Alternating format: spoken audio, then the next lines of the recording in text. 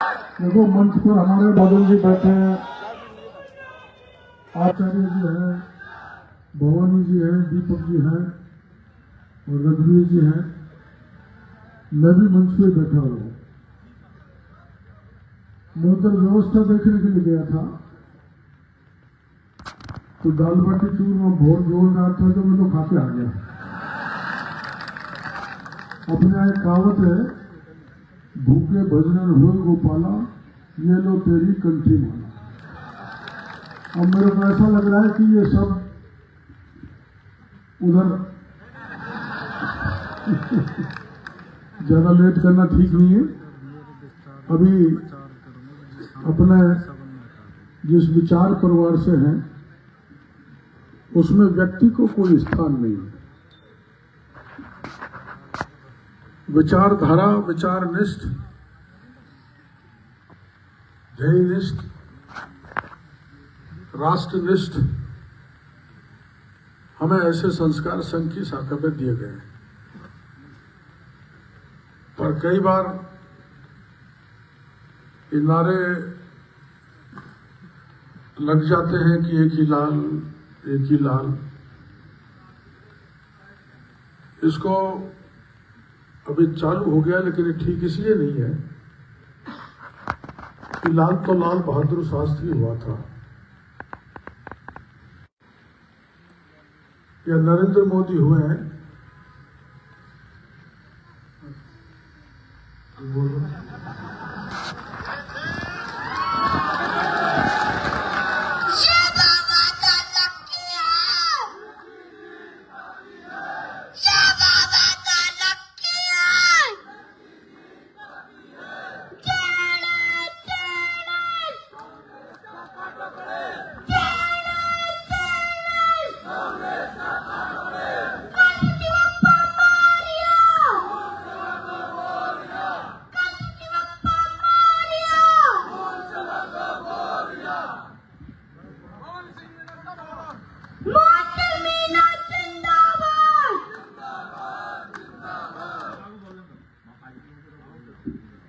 देखो इसकी हिम्मत।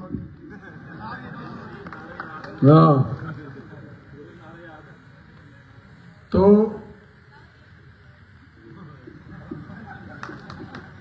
जय श्री राम, सभी को जय श्री राम। हम दशहरा मैदान गए थे रावण को जलाने। कहाँ गए थे? दशहरा मैदान। तो हनुमान जी को दानिश जी ने गोद में ले रखा था। तो इस हनुमान को गोद में ले रखा था। इसने लगा दिया, एक बार लगाया जय श्री राम, जय श्री राम, तीसरी बार लगाया उसको गोदी से फेंक दिया, नीचे उतार दिया। मतलब मुझे इतना भयंकर गुस्सा आया, अगर वहां पे बाबा होते ना तो मैं वहां पे गुस्सा निकाल देती, सर तन से दुआ कर देती। मैं चंचल योगी एंड ग्रुप से लाल जिंदाबाद। तो हम सबको अब दानिश जी से बदला लेना है, बाबा को वोट देके जिताना है। देखो एक बच्ची एक घटना बता रही है कि दशहरा मैदान में दहन के दौरान ये गए थे तो जो बजरंग बली बैठे हैं इनको यहाँ के माननीय विधायक ने गोद में लिया, जैसा कि वो ढोंग करते हैं, नाटक करते हैं। कई बार तिलक भी लगा लेते हैं, दंडवत भी कर लेते हैं। मैं भी एक बार उसके चक्कर में फंस गया था। कई को फंसा लेते हैं। अब एक छोटी सी बच्ची मेरे को जटवाड़ा में मिली थी जब हमारा कार्यक्रम था जनसंपर्क का, तो बीच में ऐसे ही खड़ी हुई जैसे आज खड़ी हुई है। अब ये 12-13 साल की बच्ची है, इसको इस बात की फीलिंग हुई कि हमारे भाई जो बजरंग बली के रूप में थे, हनुमान के रूप में थे, एमएलए ने ढोंग करने के लिए गोद में तो ले लिया, पर जैसे इसने जय श्री राम के नारे लगाए, जय श्री गणेश कहा, तो उसको गोद से उतार दिया। इससे बड़ा कोई तुष्टीकरण और बेहयाई का काम नहीं हो सकता। इसलिए ऐसे आतताई को हमें बर्बाद करके रखना है। तो उसके लिए क्या करना पड़ेगा? जैसे हनुमान जी ने रावण की लंका जलाई, वैसे दानिश की लंका को जलाने के लिए आपको तैयार होगा।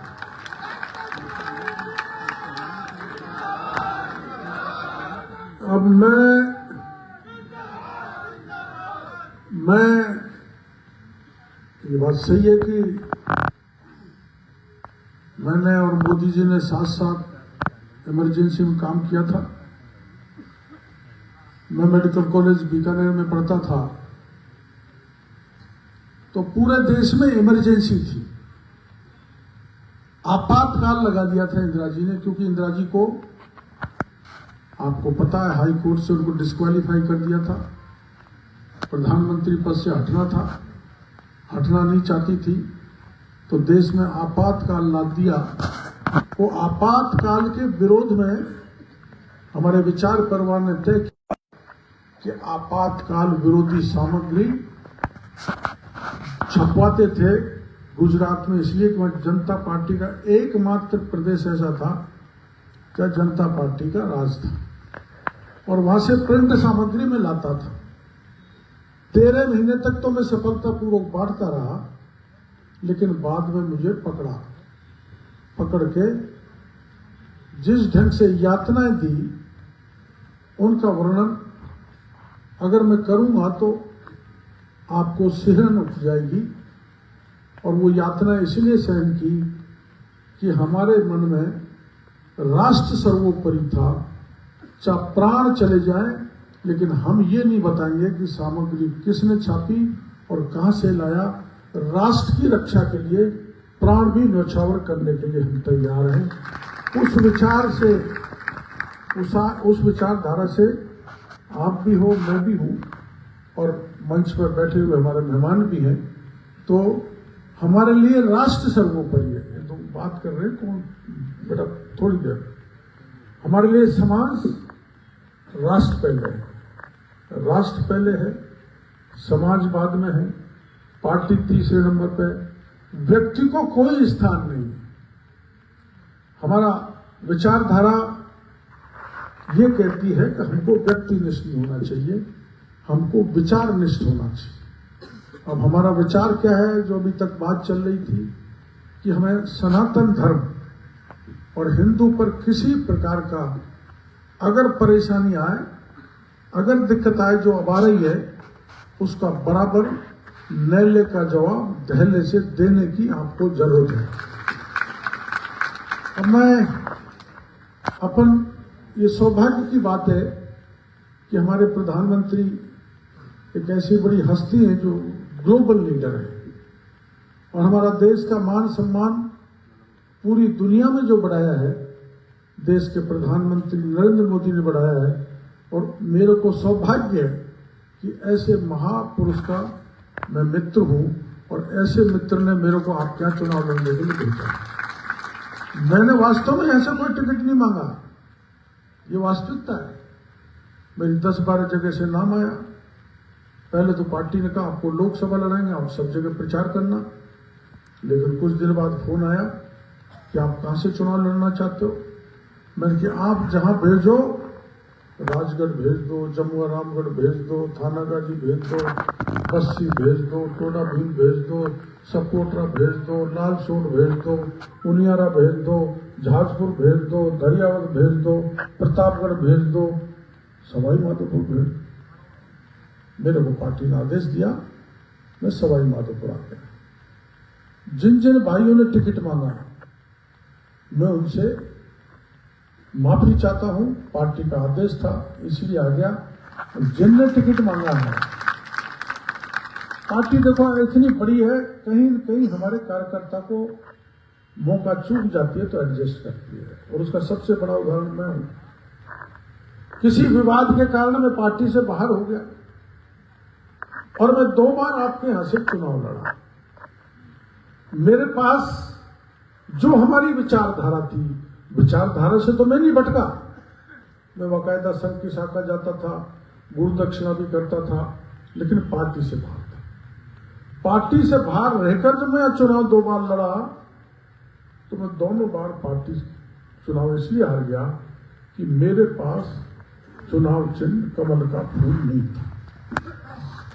2003 में मैं आपके बीच कमल का फूल लेकर आया था, आपने मेरे को जिताया, मैं एमएलए भी बना और मंत्री भी बन गया। और अब देखो, हम तो उनमें से हैं, आप भी उनमें से हो कि हमारे संघ की शाखा पर गाया करते थे, नहीं चाहिए पद यश गरिमा, सभी चढ़े मां के चरणों में। हम कोई पद पाने के लिए राजनीति में नहीं आए कि कोई मुख्यमंत्री बन जाए, कोई मंत्री बन जाए। एक छोटा सा भी कार्यकर्ता जो काम करता है वो सब देश की मजबूती के लिए काम आता है। एक उदाहरण दूंगा छोटा सा, जब राम सेतु बन रहा था तो वन वानर उस सब राम सेतु को बना रहे थे। नल और नील जिस पत्थर पर राम लगते थे वो पत्थर तर जाता था। ऐसे राम सेतु बना और उस दौरान सब वन और वानरों ने राम सेतु बनाया। तो ये अपना जो है चिट वो गिलहरी भी पानी में डुबकी लगाती और फिर उसमें मिट्टी में लेटती और अपना योगदान राम सेतु में बनाती। तो हनुमान जी से जब भगवान राम ने पूछा कि सबसे बड़ा योगदान इस सेतु को बनाने में किसका रहा, तो हनुमान जी ने कहा उस गिलहरी का रहा जो इस डुबकी लगाती थी पानी में और इस डुबकी में लेती थी। तो कार्यकर्ता का छोटे का भी जो योगदान है वो बड़ा उद्देश्य, यानी कि राष्ट्र को मजबूत बनाने और समाज को मजबूत बनाने में हमको कामयाबी देने में रहता है। इसलिए छोटा सा बड़ा कार्यकर्ता कभी ये नहीं सोचे कि मेरे को मौका नहीं मिला। और मैं धन्यवाद देना चाहूंगा भवानी जी को, कमल जी भी आज मेरे साथ थे चुनाव प्रचार में, और दीपक 5 दिन से मेरे को गांव में टूर करा रहा है। मैं इनका समर्पण जीवन में नहीं भूलूंगा और कभी मौका मिलेगा तो कार्यकर्ताओं को खड़ा करने में सहयोग दूंगा। अब जो कुछ गड़बड़ कर रहे हैं उनकी बात ही मत करो, उनका नाम ही लेने से मतलब। पर इतना जरूर कहना चाहूंगा, मदन जी भाई साहब बैठे हैं यहाँ, जो पार्टी से पदाधिकारी जुड़े हुए व्यक्ति पार्टी की लाइन को छोड़ के अलग जा रहे हैं तो 9 तारीख को स्क्रूटनी हो जाएगी, उनको तुरंत पार्टी से, क्योंकि फिर अनुशासनहीनता बढ़ेगी। मैं अब उनको चेताना चाहता हूं जो पार्टी की लाइन छोड़कर कुछ चक्कर में फंसे हुए हैं। इस चक्कर में कुछ नहीं बन रहा। मैं आपको इतना विश्वास दिला सकता हूं, 7-8 दिन के टूर के बाद, प्रवास के बाद, मैंने शहर में भी किया है, गांव में भी किया है। मैं कल 9.25 घंटे शहर में घूमा हूं, 9.25 घंटे, और घर घर आप भी साथ थे, घर घर जाके मैंने दस्तक दिए। मेरे को भरोसा है आपकी ताकत के बलबूते पर और गणेश जी की कृपा के के बलबूते पर मैं कह सकता हूं, गरीब जीतेगा, अमीर हारेगा, डॉक्टर केवलनाथ की जीत निश्चित होगी। और हाँ, कुछ बातें चलती हैं, इसको ढूंढने कहां जाओगे, ये तो महुआ का रहने वाला है। बात तो सही है, महुआ का रहने वाला, लेकिन जब मैं 2003 से 2008 के बीच में रहा तो किसी को ढूंढने की आवश्यकता पड़ी क्या? कतई नहीं पड़ी। मैं खुद ही एक कार्यक्रम रखा करूंगा हर महीने या 15 दिन में, विधायक आपके द्वार। तो मैं जनता के जैसे आज दस्तक दे रहा हूं, विधायक बनने के बाद भी वैसे ही जनता के दस्तक दूंगा, जनता के घर तक। अब मैंने मजाक में कह दिया था भाई, अब उन्होंने तो बड़ा फार्म हाउस बना लिया एमएलए साहब ने, तो वहां रणथंभौर रोड पे मैं ढूंढूंगा जिस मकान को छोड़े हैं उसी में मैं घुस जाऊंगा, यहीं रहता रहूंगा और क्या करूं। अभी मैं दीपक से पूछ रहा था, मैंने एक दिन एक बैरवा परिवार मेरे पास आया था कि एमएलए ने हमारा रास्ता रोक दिया। रास्ता रोकने का काम करते हैं ये। उनके पीछे एक खेत खरीदा, खेत खरीद के पूरा एक बैरवा मोहल्ला है वहां, उसका रास्ता रोक दिया, जमीन पर कब्जा कर लिया। दलितों की बात करने वाले दलितों का हक मार रहे हैं। मैं आपको भरोसा देना चाहता हूं, पहला काम यही होगा कि इन्होंने बढ़ा के जो फार्म हाउस पे कब्जा कर रखा है और दलितों का रास्ता रोक रखा है, इनका रास्ता रोक दो, इसका रास्ते को अलाट करेंगे। दूसरी बात और जगह तो नहीं आती, लेकिन कभी कभी बजरिया में आती है कि यार गुंडागर्दी तो हो गई तो क्या होगा। अरे मैंने आपने मेरे को 2003 से 2008 तक देखा है, हमने तो गुंडों को सही किया है। ये आजकल के बच्चे नहीं जानते, एक अज्जू नाम की दादी हुआ करती थी, पता नहीं क्यों लोग कहते हैं कि गुंडा। और सुनो, अगर जैसा मैं आपको बता रहा हूं कि टोडा भीम में कुछ ही दिन पहले एक दलित बेटी को रात में 1:30 बजे उठाया, उसके साथ बलात्कार किया और बलात्कार करने के बाद उसको गोली मारी।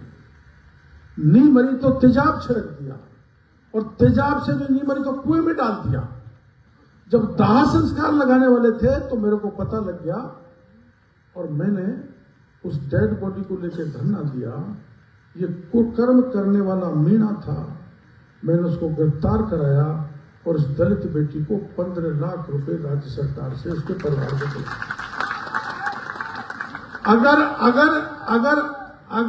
अगर ये गुंडागर्दी है कि दलित की बेटी हो या कोई और बेटी हो, उसके साथ अत्याचार के लिए डॉक्टर किरोड़ीलाल मजदूर हो, जवान हो या मेरी बहन बेटी हो, उसकी इज्जत लूटने की कोई कोशिश करेगा तो डॉक्टर किरोड़ीलाल की पुलिस के सामने खड़ा हो जाएगा, चाहे मेरी छाती को छलनी कर दो, लेकिन मैं मेरी बहन बेटी की इज्जत नहीं लूटूंगा।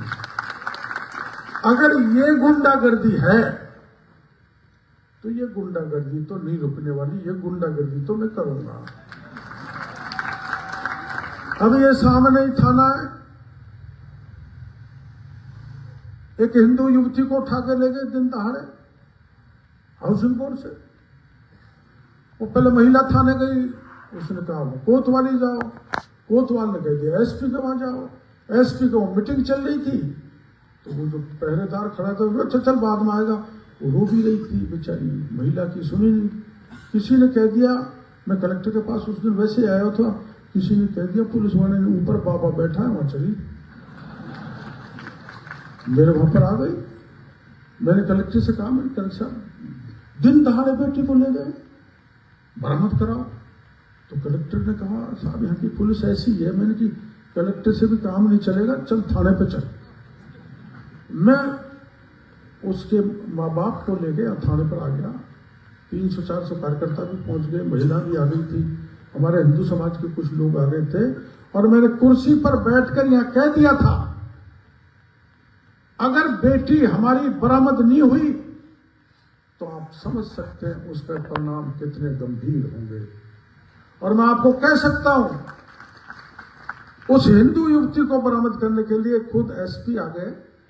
सवाई माधोपुर से जाने वाली जितनी भी ट्रेन थी, चाहे बंबई जा रही है, चाहे दिल्ली जा रही है, चाहे जयपुर जा रही है, सबको पुलिस ने रोक दिया और ई श्रद्धा से आगे उस बेटी को बरामद करके ले आए। अगर ये गुंडागर्दी है तो डॉक्टर किरोड़ीलाल रुकने वाला नहीं।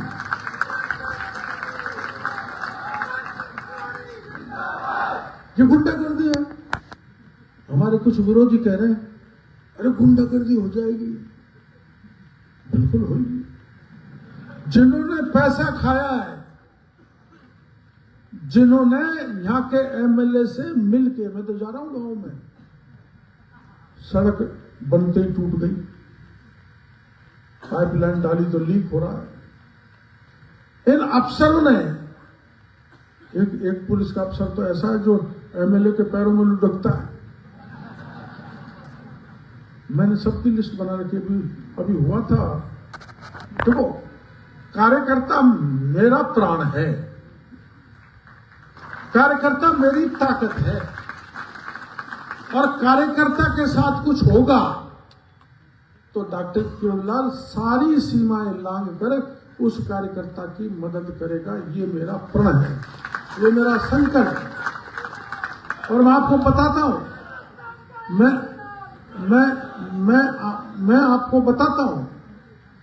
मैं आपको बताता हूं, हमारे रथ यात्रा गंगापुर में नहीं निकलने दी। एक रामकेश मीणा जो लड़ रहा है, वो कह रहा हम हिंदू ही नहीं है। आपने उनका बयान पढ़ा हुआ है? और क्यों कह रहा है? ताकि मुसलमानों के वोट मिल जाए। वो तो सुअर का कूला चाटने अगर उनको वोट मिल जाए। ये कह रहा है कि हम हिंदू नहीं है। तो मैंने कहा भाई तू हिंदू नहीं है तो तुम सोते देवर में शादी कर लो, अगर तुम्हारा एक भी हिंदू आ जाए तो मैं राजनीति छोड़ दूं। कहां तक पहुंच गई राजनीति?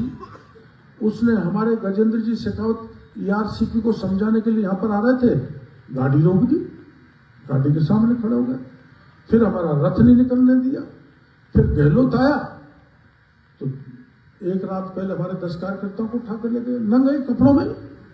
मैं धनियावद में था, जब मैंने देखा तो मैं 650 किलोमीटर वहां से भागता भागता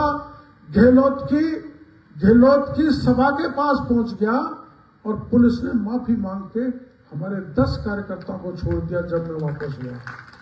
मेरा कहने का मतलब यह है, अगर ये गुंडागर्दी है तो सुन लो दाने जी और आपके शुभचिंतक हैं, मैं ये गुंडागर्दी करने से नहीं रुकूंगा।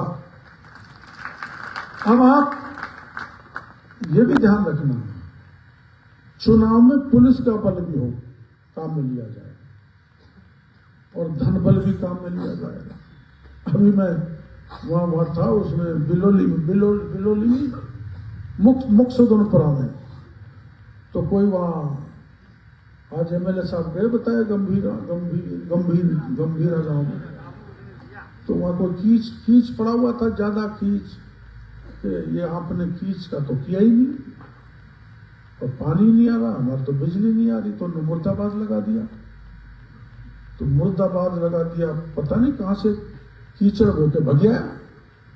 फिर वो कार्यकर्ता नए थे कि साहब वो पुलिस ये कहा कि मैं तुमको पकड़ाऊंगा। मैंने कहा तुम वापस गंभीरा जाओ, एमएलए कुछ थानेदार को कहेगा तो मैं इतनी ताकत रख रहा हूं कि एमएलए को पकड़वा के भीतर रखवा दूंगा, तुमको डरने की जरूरत नहीं है। और एक उदाहरण, मैं सवाई माधोपुर में था, मलाना में, मेरे को एबीसीडी भी पता नहीं थी। ये माननीय एमएलए साहब से लोगों ने कहा कि हमारे बिजली नहीं आ रही, पानी नहीं आ रहा, जरा आप ये गाड़ी से नीचे तो उतरो, हम कुछ समस्या बताना चाहते हैं। नहीं, मैं जाऊंगा। तो गाड़ी के सामने 5-6 बच्चे खड़े हो गए, नहीं जाने देंगे, हमारी समस्या सुनो। तो एक लड़का था मुसलमानों का ही, वो उसकी जेब में काला ऐसा था, काला तो रुमाल, तो उसने खोल के यूं कर दिया, तो जैसे लाल कपड़े से सांड बिदकता है ना, सांड, वैसे एमएलए साहब बिदक गए और थानेदार को बुलाया।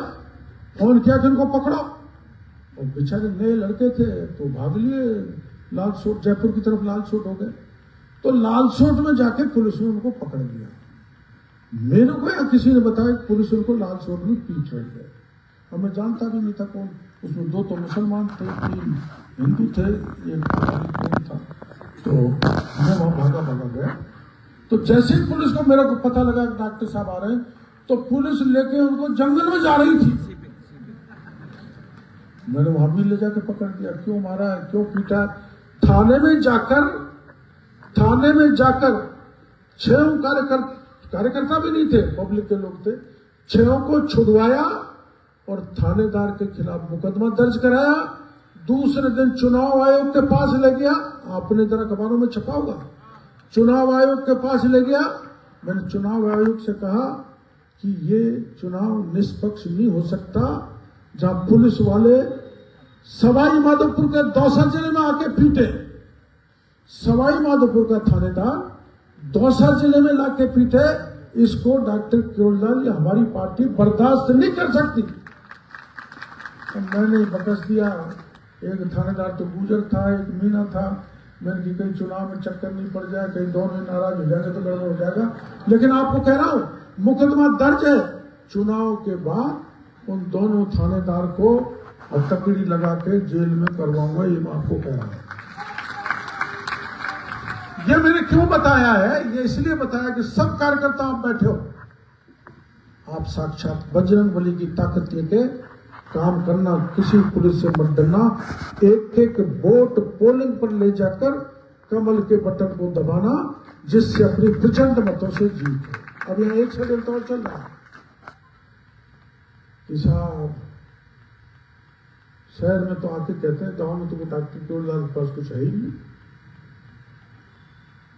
शहर वालों को बहकाते हैं और गांव वालों को जब कहते हैं कि शहर में तो उसको वोट ही नहीं है। लड़ने वालों एक ड्रोन लगा दो। इस आधी रात पर इतने जवान फौज जिसके पास बैठी हो, दुनिया की कोई ताकत उसको जीतने से नहीं रोक सकती।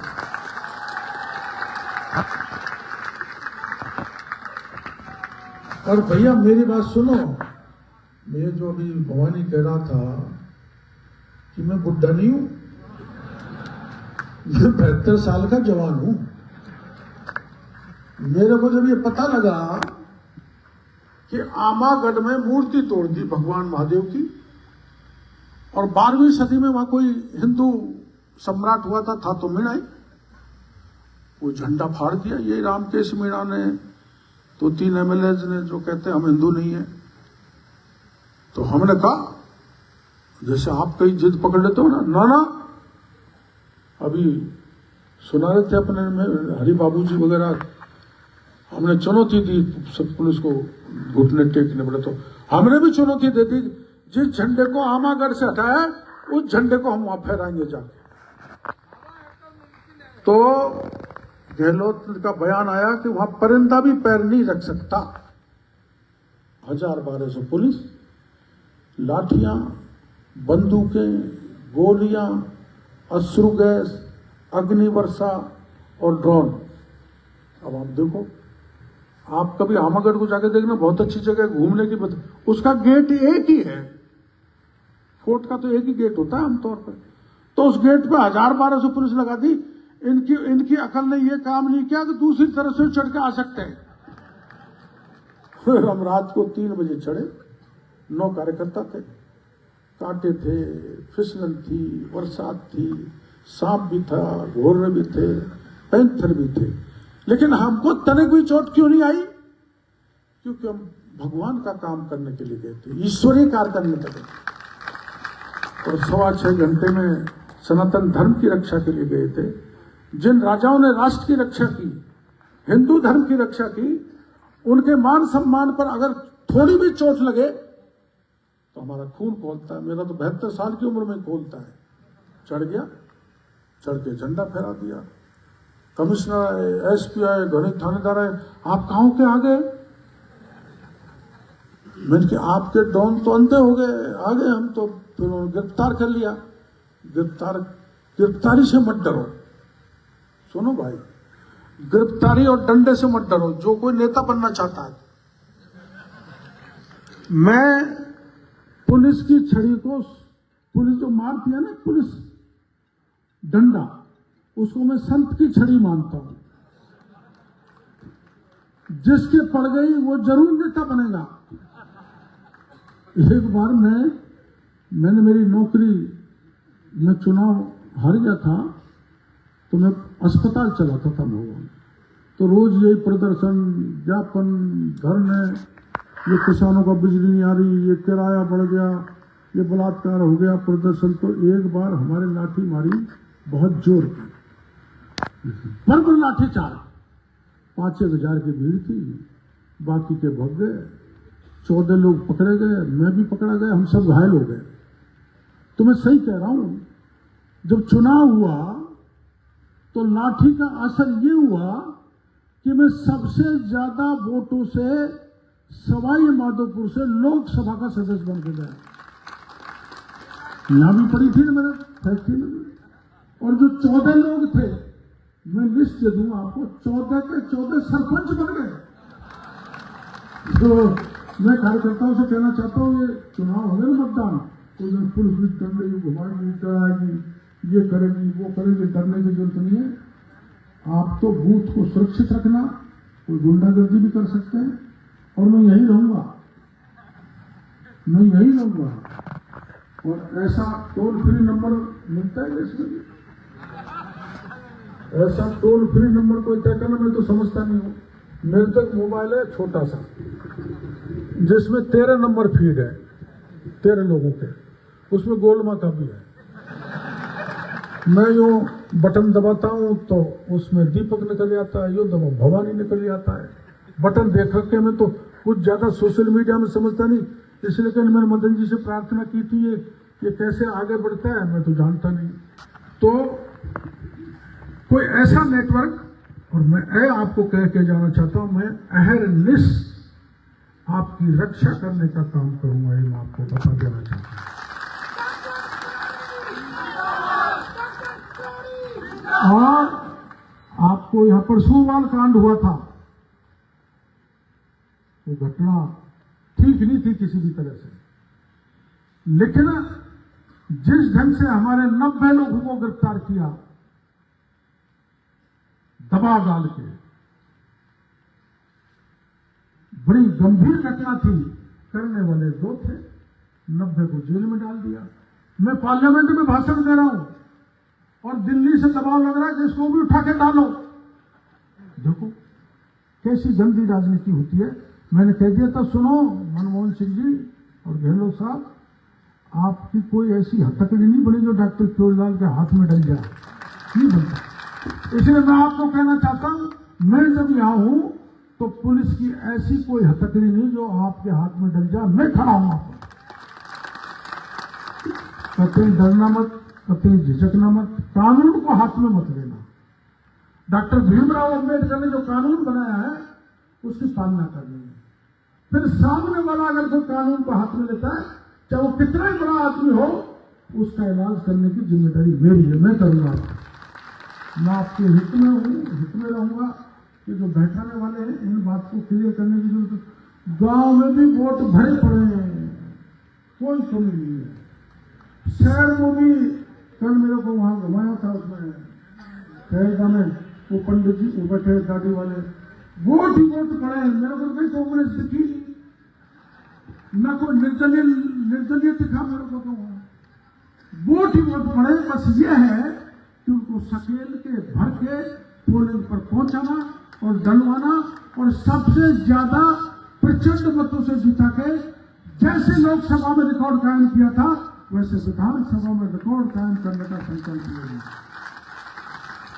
अब जो कुछ लड़ रहे हैं ना, उनका नाम लेना ठीक नहीं है। क्या ले लूं बेचारों का नाम, वो तो ऊपर का सारा है। लड़ो, भीड़ के मारो, पर जैसे वो अभिमन्यु को चक्रव्यूह में घुसने का ज्ञान तो था, लेकिन निकलने का ज्ञान नहीं था।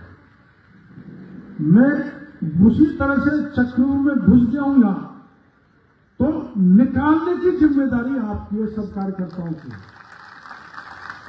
मैं इसको इतना बड़ा चक्रव्यूह नहीं मानता, लेकिन वो लोग जिनके खिलाफ मैंने जल जीवन मिशन का भ्रष्टाचार उठाया है, गहलोत परिवार का भ्रष्टाचार उठाया है, आईटी में जहां शासन सचिवालय में करोड़ों रुपए और सोना अलमारी उगल रही हो,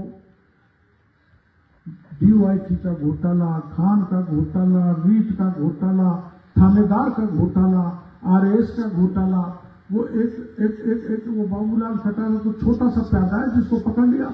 अगर हमारा राज आया और जैसे देश के प्रधानमंत्री चित्तौड़गढ़ में कह के आए कि जिन पेपर लीक किया है उनको पाताल में से निकाल के लाएंगे और बच्चों को न्याय दिलाएंगे।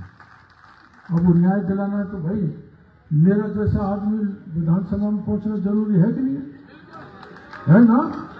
पक्की बात कह रहे हो तो पहुंचाओगे? कैसे पहुंचाओगे बताओ?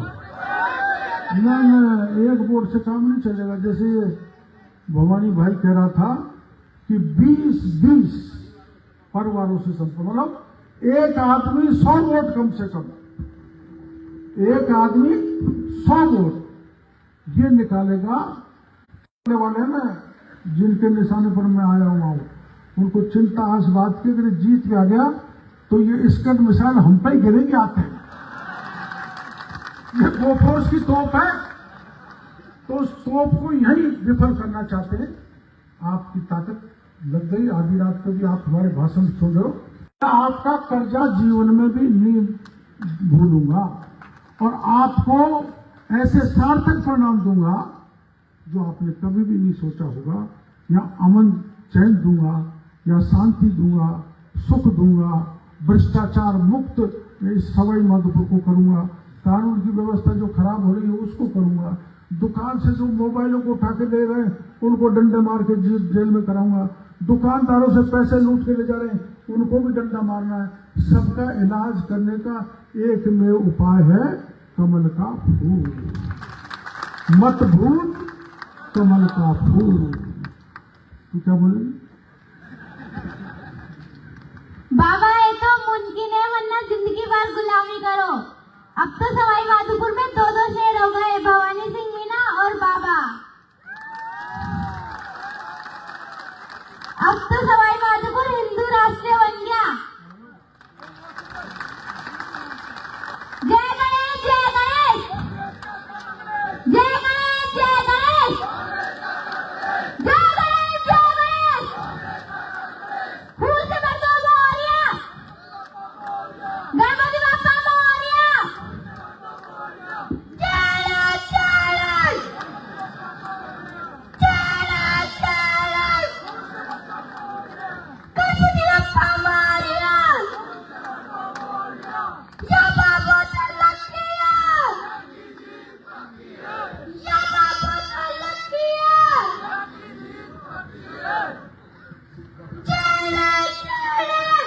और सबसे पहले अब बाद में ज्यादा क्योंकि भूख लग गई 10 बज गए, मैं सेठी जी क्यों गए? इनकी प्रेरणा के कारण ये कार्यक्रम मिला है। मैं इनको बहुत बहुत धन्यवाद देना चाहता हूँ। और इनके साथ के और कौन सारे ही हैं तो सबकी तरफ से ये प्रेरणा दो सेठी जी को। ये सेठी जी है, प्रेरणा दो। और भारत माता की, भारत माता की वंदे वंदे वंदे। बहुत बहुत धन्यवाद आप सबको और सेठी जी को। ऐसा ही संगठन बनाते रहो, इसको मजबूत करने की जिम्मेदारी मेरी है। धन्यवाद। एक बार सही बोलिएगा, 2 मिनट की बात हो रही। सभी कार्यकर्ता जो निवेदन था पहले भी कि सभी बोलेंगे, सारी बात सुनेंगे, दाल बाटी चूरमा खाएंगे और मस्त हो जाएंगे, ये नहीं होना चाहिए। बड़ी मेहनत करता है कार्यकर्ता, लोगों को इकट्ठा करता है, 5 साल तक उनको सहज के रखता है। पुनः वही संकल्प आप सब जितने लोग यहाँ हैं, वो संकल्प आपको याद दिलाने के लिए मैं पुनः आपके चरणों में निवेदन करना चाहता हूं। भारत माता की जय, वंदे मातरम। हाथ जोड़कर सभी को 20-20 परिवारों में संपर्क करना है और ये मुट्ठी बंद करके सभी एक बार पुनः इस संकल्प को दोहराएंगे। भारत माता के जी महाराज की। आप सभी भाइयों का बहुत बहुत धन्यवाद जो अल्प समय की सूचना में आप सभी यहाँ पधारे। मेरा निवेदन है सभी से, आप सब अपने अपने वार्ड में अपने अपने जगह में जरूर कार्य करें और डॉक्टर किरोलाल जी मीणा के समर्थन में 25 तारीख को अधिक से अधिक वोट दिलवाएं। सबके लिए भोजन की व्यवस्था है, आराम से भोजन करके और